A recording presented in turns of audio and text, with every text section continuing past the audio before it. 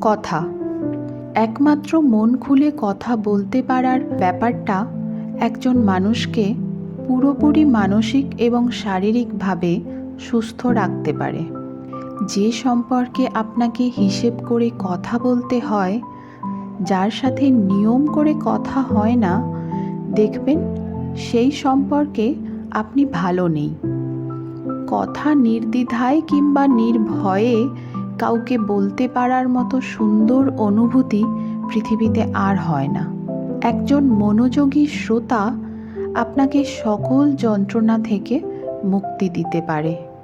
জীবনের সবচেয়ে কঠিন মুহূর্তে আপনি যদি একজন মনোযোগী মানুষ পান, তবে আপনার চাইতে সুখী আর কেউ হতে পারে না। যে মানুষটা আপনার সব কথা খুব মনোযোগ দিয়ে শোনে এবং আপনাকে বোঝার চেষ্টা করে, সেই মানুষটা আপনাকে কখনো দুঃখ দেবে না। বরং সেই মানুষটার সান্নিধ্যে থাকলে আপনার মন ভালো থাকবে। সেই সাথে নিজেকে কখনো একা মনে হবে না। সম্পর্ক টক্সিক ঠিক তখনই হয় যখন কেউ কারোর কথা শোনার প্রয়োজন মনে করে না, যখন কথা না ফুরালেও সময় অনায়াসে ফুরিয়ে যায়। আর এই কথা শোনার জন্য প্রয়োজন হয় সময়ের।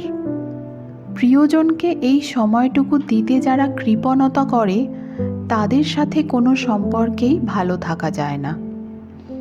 কথা বলার প্রবল ইচ্ছে থাকার পরেও যদি বোবার মতো বেঁচে থাকতে হয়, তবে সেই সম্পর্ক আপনাকে কেবলই মানসিক যন্ত্রণা দেবে। পরস্পরের সময় দেওয়ার যে ব্যাপারটা, সেটা পরস্পরের কথা পরস্পর মনোযোগ দিয়ে শোনার মধ্যে দিয়ে অতিবাহিত হতে পারে। আর নিঃসংকোচে যাকে সব কথা বলতে পারেন এবং সে আপনার কথা মনোযোগ দিয়ে শোনে, আপনাকে বোঝে, সেই মানুষটাকে কখনো দুঃখ দেবেন না। নয়তো তার অভিশাপে সারা জীবন বোবার মতো হয়ে বেঁচে থাকতে হবে। কথা বলতে পারার ক্ষমতা নিয়ে জন্মেও সারা জীবন বোবার মতো হয়ে বেঁচে থাকাটা অসীম যন্ত্রণার। লেখাটি সংগৃহীত। এত সুন্দর লেখাটি যিনি লিখেছেন, তাকে আমার তরফ থেকে ধন্যবাদ। ভুল ত্রুটি ক্ষমা করবেন।